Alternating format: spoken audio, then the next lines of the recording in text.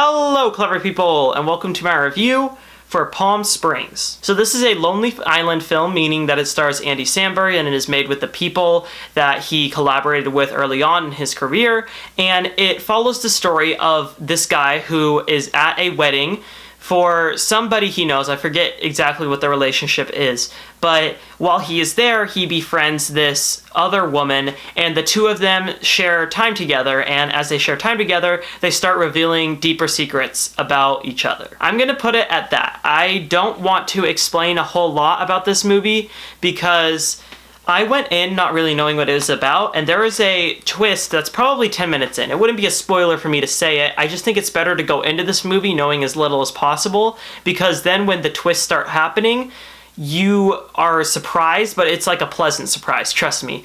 But anyways, going forward, I was kind of looking forward to Palm Springs because the early reviews for it were quite good, and I enjoyed it a lot. I think that this is a great comfort movie. It's not anything spectacular. Like, I don't think that this movie would ever be rated higher than like a 9 out of 10 for me, and I couldn't understand anybody who would give it higher than a 9 out of 10.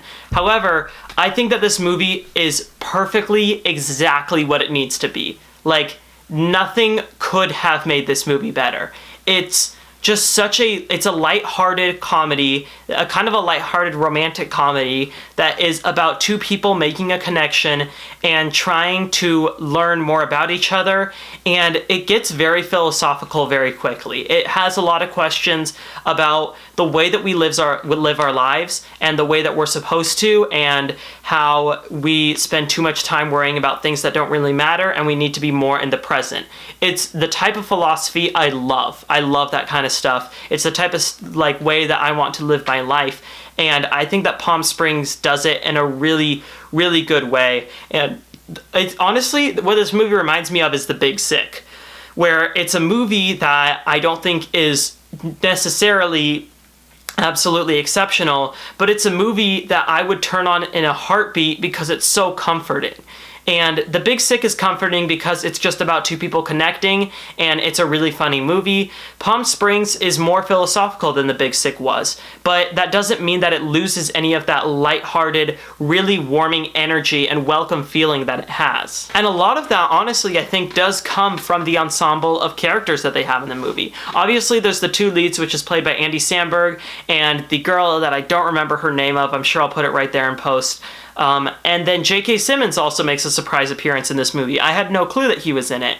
And those three, even though J.K. Simmons is very much a supporting role, when those three are on screen, whether by themselves or in groups, it just works so well. And they help create this atmosphere that is just so welcoming and inviting. And when they say the lines that they do, that are very upfront, that aren't necessarily very subtle about what life is and about the way that we deal with it, the way they say it just feels so natural, and in a certain way this movie almost feels like it's cinematic therapy. Why I wouldn't say that this movie deserves any higher than like a 9 out of 10 is because the movie is not subtle at all. In fact, the movie is very upfront about everything that it has to say. There's not a whole lot deeper to dig after you have watched it one time, and you're not going to get much more from repeat viewings as you watch more and more of it. However, it's still really heartwarming. It's still really welcoming. It's just a nice movie. It's one that I will be revisiting at certain points in my life because it's one that just makes you kind of reevaluate the way that you live without putting you in an existential crisis. And honestly, honest to God, we need more movies like that right now, and I think that Palm Springs is honestly the perfect quarantining movie because it teaches you to look around at what you have in the moment, even if all your days feel like they're the same, even if you feel like you can't escape from your life.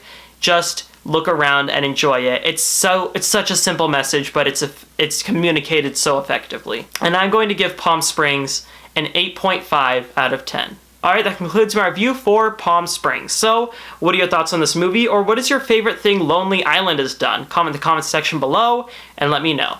I'm Robert Burke, and this has been The Clever Critics. Goodbye.